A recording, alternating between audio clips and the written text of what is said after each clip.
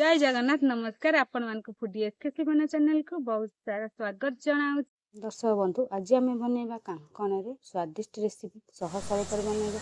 प्राय समस्ते कांकण खावा पसंद करने किंतु मुझे जो नुआ उपाय बनइबी समस्ते खावा पसंद करेंगे।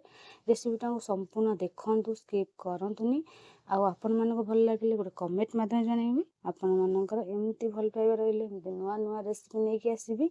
आ जो मैंने नुआ देखुं एपन सब्सक्राइब करना जो सब्सक्राइब कर दिखाँ सांग मान सेयार करूँ। चलतु आम रेसिपी आरंभ करवा। दर्शक देखो 500 ग्राम कांकण नहीं जाइए।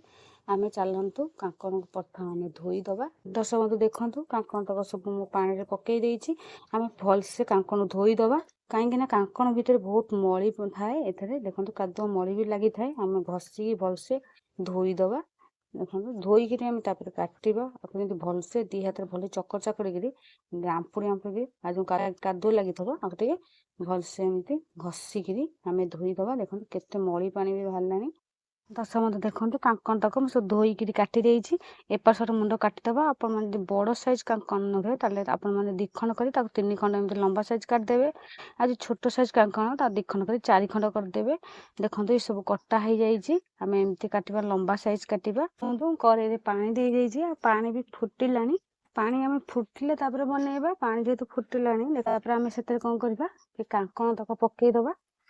कांकण कटा तक पकई टे पिठा कर साइजे आम एपास चलई दबा।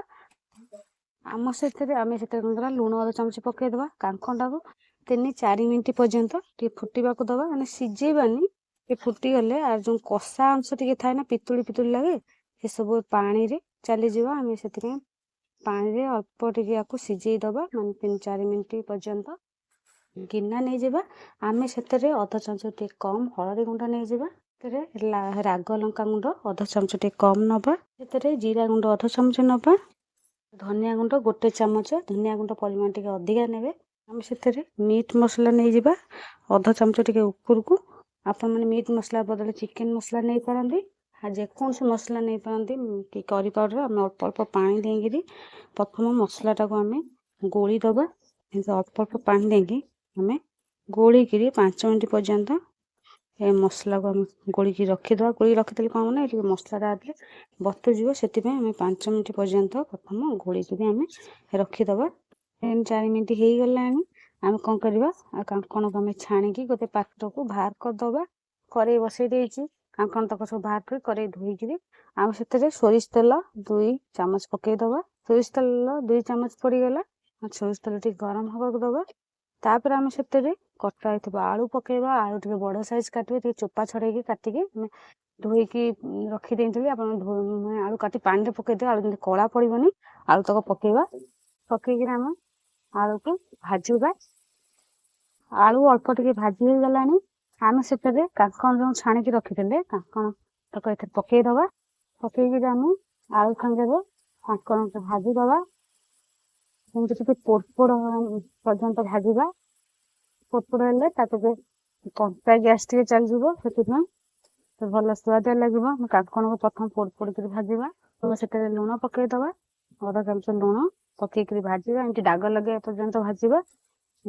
पोड़पोड़ टे हम सेमती आगे सब सीझीज कांकण आलू सब सीझला पर्यंत दाग लगला पर्यंत एमती भाजे। एमती दाग लगे सब थे आ तुम दाग लगिगला होगला आम गोटे गोटे पात्र को बाहर करदे। आ जमी दाग लगे पर्यंत एमती भाजवा।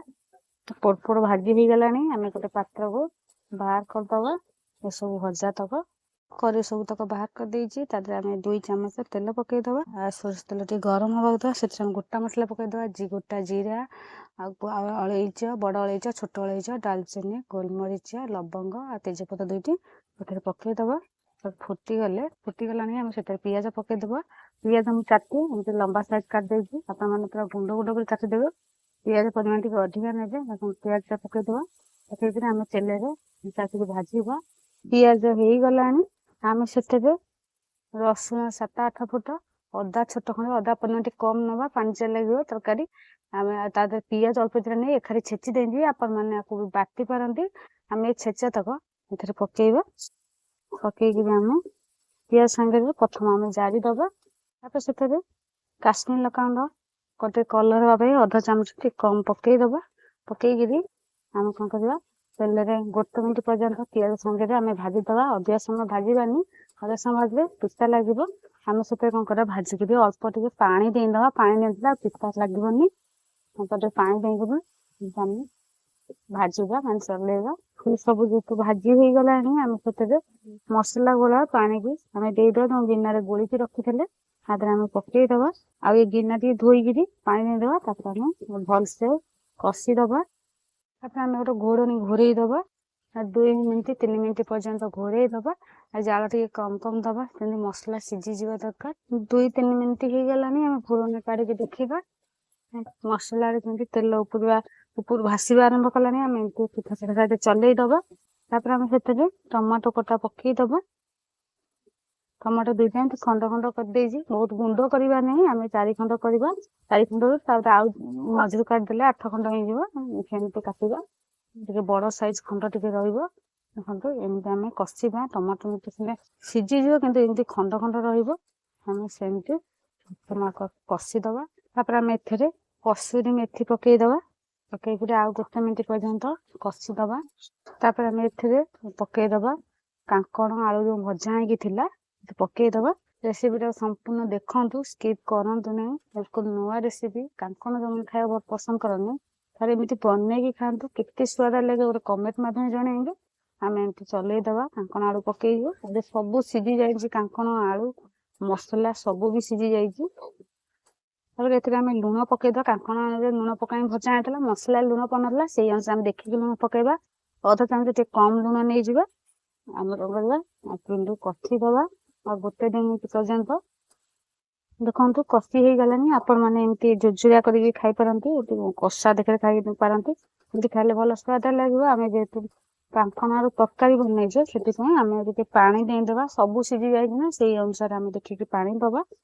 ଆମେ କ'ଣ କରିବା, ଗିନାରେ 2 ଗିନା ପାଣି ଦେଇଦବା।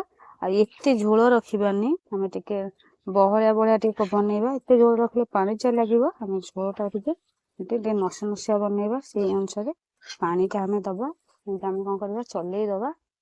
ଦେଖନ୍ତୁ ପାଣି ଦିଆ ହେଇଗଲା। ଆମେ ଗୋଟେ ଘୋଡ଼ଣୀ 4-5 ମିନିଟ୍ ପର୍ଯ୍ୟନ୍ତ ଘୋଡ଼େଇ ଦେବା। ଜାଳ ଟିକେ କମ୍ ଦବା, କାହିଁକିନା ପାଣି ଅଳ୍ପ ଦିଆ ହେଇଛି, ଜଲ୍ଦି ଶୁଖିଯିବ। ଜୋର ଜାଳ ଦିଆହେଲେ ଆମେ ଜାଳ ପରିମାଣ ଟିକେ କମ୍ ଦବା। ସେମିତି ହେଇଗଲାଣି, ଆମେ ଘୋଡ଼ଣା କାଢିକି ଦେଖିବା। ଦେଖନ୍ତୁ ସବୁ ଝୋଳ ବି ଶୁଖିବା ଆରମ୍ଭ କଲାଣି। ଆମେ ଏମିତି ଚଲେଇ ଦବା। ଦେଖନ୍ତୁ ଆମେ ଏମିତି ଟିକେ ବହଳିଆ ଟିକେ ନସନସିଆ ବନେଇବା। ଆମେ ଝୋଳଟା ଅଧିକା ପରିମାଣ ରଖିବାନି, ଅଧିକା ପରିମାଣ ରଖିଲେ ପାଣିଚିଆ ଲାଗିବ। ତ ଆମେ ଏମିତି ଚଲେଇ ଦବା। ଆପଣ ମାନେ ଏମିତି ବନେଇକି ରୁଟି, ଭାତ, ପରଟା ସବୁଥିରେ ଖାଇ ହେଇଯିବ, ବହୁତ ସ୍ୱାଦ ଲାଗିବ। ଆଉ ମାଂସ ତରକାରୀ ବହୁତ ସ୍ୱାଦ ଲାଗିବ। ଥରେ ଘରେ ବନାନ୍ତୁ, କେମିତି ଲାଗିଲା ଗୋଟେ କମେଣ୍ଟ ମାଧ୍ୟମରେ ଜଣେଇବେ। ଆମେ ଏମିତି ଚଲେଇବା। ହେଇଗଲାଣି, ଆମେ ସେଥିରେ କ'ଣ କରିବା, ଗରମ ମସଲା ଅଧା ଚାମଚ ଟିକେ କମ୍ ପକେଇଦବା। ପକେଇକିରି ଆମେ 1 ମିନିଟ୍ ପର୍ଯ୍ୟନ୍ତ ଏମିତି ଚଲେଇବା। ଆଉ ଆପଣ ମାନଙ୍କୁ ଦେଖନ୍ତୁ କାଙ୍କଣ ଆଳୁ ସବୁ ସିଝି ଯାଇଛି। ଗୋଟେ ଦେଖନ୍ତୁ ପିଠା ଖରିକା ମାରିକି ଦେଖଉଛି, ଦେଖନ୍ତୁ କେମିତି ସିଝି ଯାଇଛି। ଇଏ ବି ସବୁ ସିଝି ଯାଇଛି।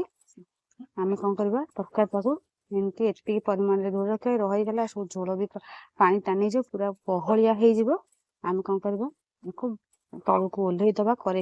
ତଳକୁ ଓହ୍ଲେଇକି କରେଇକି ଘୋଡ଼ଣା କାଢିକି ଦେଖିବା।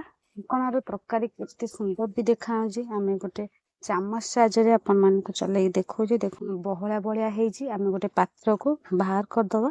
ଦର୍ଶକ ବନ୍ଧୁ, ଆପଣ ମାନଙ୍କ ପାଇଁ ରେଡି ହେଇଗଲା କାଙ୍କଣ ଆଳୁ ତରକାରୀ। ସହଜ ଉପାୟରେ ବନା ହେଇଛି। ଆପଣ ମାନେ ଏମିତି ବନାନ୍ତୁ, ଆମିଷ ଭଳି ସ୍ୱାଦ ପାଇବେ, ବହୁତ ସ୍ୱାଦିଆ ଲାଗିବ। ଆପଣ ମାନଙ୍କୁ କେମିତି ଲାଗିଲା ଗୋଟେ କମେଣ୍ଟ ମାଧ୍ୟମରେ ଜଣାଇବେ। ଆପଣ ମାନଙ୍କର ଭଲ ପାଇବା ଆଶୀର୍ବାଦ ରହିଲେ ମୁଁ ଏମିତି ଆପଣ ମାନଙ୍କ ପାଇଁ ନୂଆ ରେସିପି ନେଇକି ଆସିବି। ବର୍ତ୍ତମାନ ରହୁଛି। ଜୟ ଜଗନ୍ନାଥ, ନମସ୍କାର, ଧନ୍ୟବାଦ।